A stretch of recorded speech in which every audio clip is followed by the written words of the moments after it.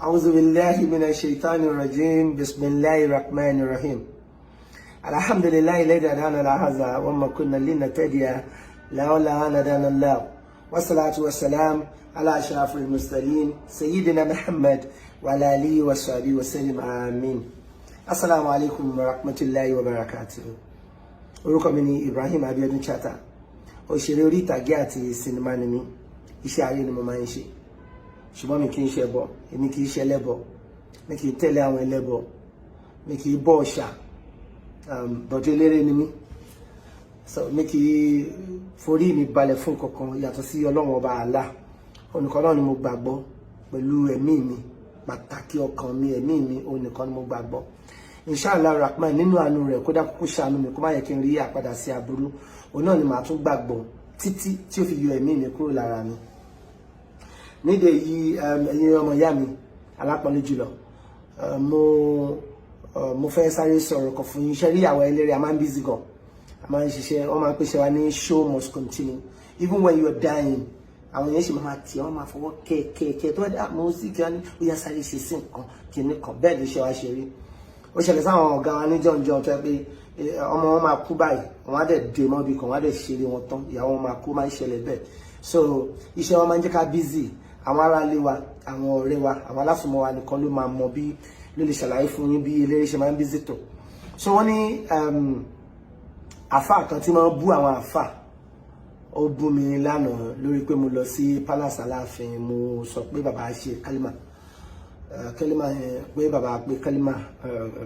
ẹ̀mọ̀ fún ẹ̀yin fans mi àti ẹ̀yin ọ̀rẹ́ mi tó bá jẹ́ Christian. Ṣe rí nǹkan táwọn pè ní kálímà nínú Islam ní gbólóhùn la ilaha illallah Muhammad Rasulullah sallallahu alayhi wa sallam. Ó túmọ̀ sí pé mo nígbàgbọ́ la ilaha illallah, kò sí Ọlọ́run ọba ìkan ọ̀kankan, kò sí la ilaha, kò sí Ọlọ́run illa àyàfi Allah, ọba Allah nìkan. Muhammad Rasulullah, wípé ànábì wa Muhammad sallallahu alayhi wa sallam òjíṣẹ́ Ọlọ́run ọba ní í ṣe. Ṣe rí fún ẹ̀yin fans mi Christiani àti ẹ̀yin family mi Christiani, nǹkan tẹ́lẹ̀ túmọ̀ sí níbi Sharia àtàwọn Muslim ni pé tí wọ́n bá ti pé ọ̀rọ̀ yẹn gbẹ̀yìn ayé ẹ̀ ó máa wà àlejò náà. Doctrine tiwa ni, ẹ̀kọ́ tiwa nìyẹn nínú Islam, kò sí iyèméjì lórí ànábì sallallahu alayhi wa sallam ló sọ bẹ́ẹ̀. Now going back, ìgbà tí mi sọ̀rọ̀ yẹn pé kábíyèsí kú bàbá yìí Aláàfin Ọ̀yọ́ ọba Adéyẹmí ẹlẹ́ẹ̀kẹta Lámídì Oníkẹ̀ pé Ọláyíwọlá Àtàndá wípé wọ́n pe kálímọ̀ wípé àfáàyàn wa ń bù mí rí mi mọ̀, I didn't know. Ìkan náà àwọn àbúrò mi tó wà lóyìnbó wá pè mí ní èní ẹ̀mọ̀ àti mo ti fàṣẹ lọ. Ẹ mọ báwọn aráàlú ìwé ṣe máa ń fàṣẹ nílùú wọn, èmi náà máa ń fàṣẹ Nàìjíríà. Ṣàbúrò mi wá pè mí pé àfáà kan tí máa ń bú àwọn àfáà ó bú mi pé báyìí. So mo kàn fẹ́ ṣe fídíò yìí láti pè wá sákìyèsí ni. Òpó márùn-ún ni òpó Islam: ká gbọ́ Ọlọ́run gbọ́, ká gbà pé Ànábì Muhammad sallallahu alayhi wa sallam òjíṣẹ́ rẹ̀ ni, kí á kírun ọ̀ranyàn 5 lójúmọ́, kí á gbàwẹ̀ nínú oṣù Ramadan ilé tá ń ṣe lọ́wọ́ ẹ̀, kí á yọ zaka nínú nǹkan níwà, owó wa nǹkan níwà ká yọ fún àwọn aláìní, ká lọ sí hajj, ká lọ sí ilé Olúwa. Ilé ní ẹlẹ́ẹ̀karùn ní Islam, ṣùgbọ́n tí a bá lágbára ní ẹlẹ́ẹ̀karùn yìí. Lẹ́yìn pílà 5 Islam ìyá wa ní 6 article of faith, 6 nìyẹn. Àkọ́kọ́ bẹ́ẹ̀ ni pé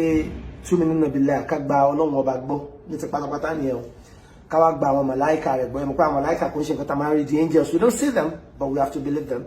Ká gba àwọn ànábì rẹ̀ gbọ́, àwọn prophets ẹ̀, látòrí Adam alayhi salatu wa salam dórí Jésù alayhi salatu wa salam dórí Muhammad sallallahu alayhi wa salam, aláti gba gbogbo wọn gbọ́. Ó di méjì bẹ́ẹ̀ yẹn, ó di mẹ́ta bẹ́ẹ̀ yẹn. So a máa gba scriptures gbọ́,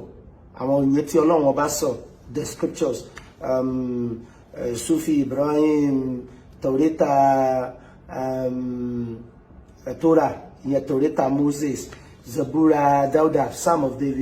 Zabura Dauda. A máa gba Gospel of Jesus Christ náà, but scripture ni wọ́n Muslim gbọ́dọ̀ gbà wọ́n gbọ́, nǹkan tó ní ìkọ́ ní Muslim nìyẹn.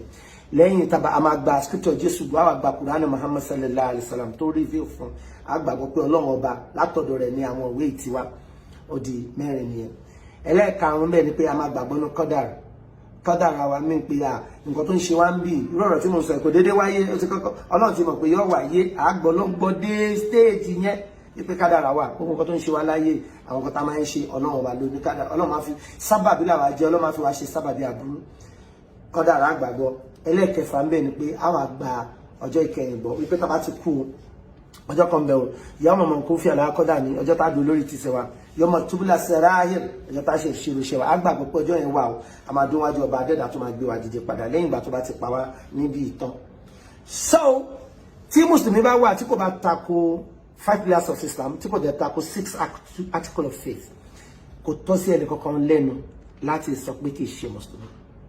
Ní àkọ́kọ́ náà láti sọ pé mùsùlùmí kì í ṣe mùsùlùmí ẹ̀ṣẹ̀ ni láti ṣe speculations bí kí n sọ pé mò ń rò ó lọ́kàn mi pé Ablative Adédìméjì ṣe báyìí ẹ̀ṣẹ̀ nínú Islam. You cannot say that. Speculation àbí nǹkan báyìí ló máa ń ṣe you cannot say that in Islam. Speculation ẹ̀ṣẹ̀ ni. Kéèyàn wá accuse kéèyàn wá sọ fún mùsùlùmí pé kì í ṣe mùsùlùmí ẹ̀ṣẹ̀ tó tóbi wájú Ọlọ́run bá ẹ̀dẹ́dà ni. Kéèyàn jẹ́ mùsùlùmí sí kéèyàn wá sọ fún nínú Islam wa lè mí sọ kó wá sọ fún kí mùsùlùmí wá sọ fún mùsùlùmí mi pé ìwé yẹn ti ẹ ṣe mùsùlùmí bóyá nítorí pé kò gba tí àwọn nǹkan kan wà tí ó jẹ́ àṣà tèmi tí kò tẹ̀lé kí wọ́n sọ pé kò ń ṣe mùsùlùmí ẹ̀ṣẹ̀ tó tóbi ni. Ẹ̀ṣẹ̀ ni kí mùsùlùmí máa sọ àwọn ọ̀rọ̀ tó máa díjà lẹ̀ àwọn ọ̀rọ̀ tó máa fa ìjà ọ̀rọ̀ burúkú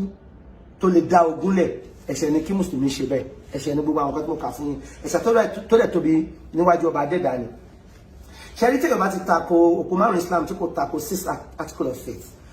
kò tọ́ sí mùsùlùmí kan lẹ́nu láti sọ pé ẹni ẹ̀ ṣe mùsùlùmí. Náà mo fẹ́ sọ̀rọ̀ kábíyèsí ikú bàbá yéyè fún yín. Aláàfin Ọ̀yọ́ wọ́n máa ń kírun wọ́n ní gbogbo Friday tó bá bá wọn lọ́yọ̀ wọ́n máa kí lẹ́yìn imam gbogbo ọdún tó bá bá wọn lọ́yọ̀ wọ́n máa kí yídì lẹ́yìn imam. Nínú ilé wọn nínú palace mọ́ṣáláṣí wà ńbẹ̀. Àwọn ọmọ bá sọ kíní kan fún mi jẹ́ kan àgbọn pé ojoojúmọ́ ayé wípé kú mọ̀ gbogbo làláàfin máa ń gbé káàkiri láti jí àwọn èèyàn fún ìrun. Tó o bá sunú ààfin tó o dìde fún ìrun Aláàfin máa nà ẹ́. Nínú àsìkò àwẹ̀ Aláàfin Ọ̀yọ́ wọ́n máa ń gba àwẹ̀ wọ́n máa ń ra abọ́ tuntun wọ́n náà ti ra tọdún yìí náà wọ́n ti ra tọdún yìí ẹ̀rí bọ́nà wáyé ṣe wọ́n máa ń ra abọ́ fún gbogbo ọmọ inú ààfin àtàwọn ayaba abọ́ tuntun ọmọ tí ò bá ti wá gbàwẹ̀ wọ́n ní kábíyèsí kó bàbá yẹ̀yẹ́ Aláàfin wọ́n ní pé ó máa gbé gbogbo àwọn tí wọ́n fẹ́ sínú àwọn ayaba àti àwọn wọ́n máa ń sínú pọ̀ ní ẹ̀wù nǹkan tó jọ ẹ̀wù bí Aláàfin ṣe rí bí astagfirullah bí ìṣesí àwọn ẹni Ọlọ́run wọ́n máa kó gbogbo àwọn ọmọ jọ báyìí àwọn tí ò bá ti gbà wọ́n máa wò wọ́n lọ́kàn wọn ṣe ń jẹun wọ́n máa fi lá wọn lójú Aláàfin máa ń ṣe bẹ́ẹ̀ débi ìgbà tí Ọlọ́run máa pe bàbá sọ́dọ̀ wọ́n nígbà tí bàbá wà ní afẹ́ Babalọ́lá bàbá sì jẹ sàárì bàbá sọ pé gbogbo àwọn kìíní wọ́n ní bàbá wá ṣe tẹ bàbá ok wọ́n sọ̀rọ̀ kan fún wọn ní pé bàbá wo fíìmù Sanyẹ̀rì àti Kamilu wípé Sanyẹ̀rì dé kíní kan mọ́ orí báyìí nínú fíìmù wọn ní bàbá sọ pé ẹwà àwọn aráàlú wa wọn nígbà Sanyẹ̀rì wa tún wà lọ dúró lẹ́nu ọ̀rọ̀ wọn ní pé wọ́n ṣà ń ṣe joke ṣá tí bàbá fi jáde láyé ọ̀rọ̀ dá lẹ́nu wọn wọ́n pa àwọn ayaba bàbá sọ̀rọ̀ bíi pé ẹ̀rọ ṣe prediction ni bàbá ní pé tó bá ti di on the 26 títí di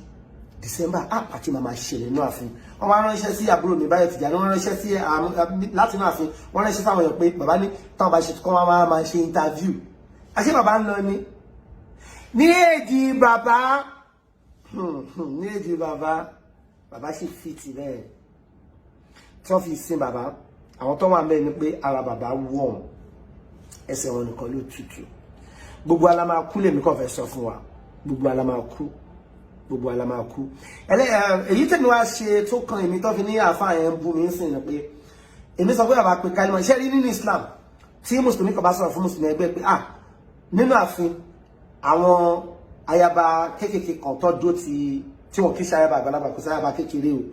tí wọn kì í ṣe ayaba àgbàlagbà tó dó ti bàbá wọn máa ń kí òun mo bá wọn ní wọn máa ń kí òun mo bá tẹ̀sí bá lọ́wọ́ àwọn èèyàn gan bẹ́ẹ̀ sọ wọn sọ pé wàláhì bàbá pé kálímọ̀ ṣe tí mùsùlùmí bá sọ fún mùsùlùmí pé wàláhì ẹ gbọ́dọ̀ doubt ẹ so all the things that I said it based on bí Sharia Islam ṣe sọ náà mo fẹ́ sọ fún yín ẹ má drag orúkọ mi ẹ má drag orúkọ mi téèyàn bá ń fi ìgbọ̀nsẹ̀ àti ìtọ̀ fọ ẹ̀gbin ṣé mọ̀ tó túmọ̀ sí ìmọ̀ ló làdín ní o ọgbọ́n orí ò pé o mùsùlùmí lè mi o èmi kì í ṣe oníjàgídíjàgan. Assalamu alaikum warahmatullahi wabarakatuh.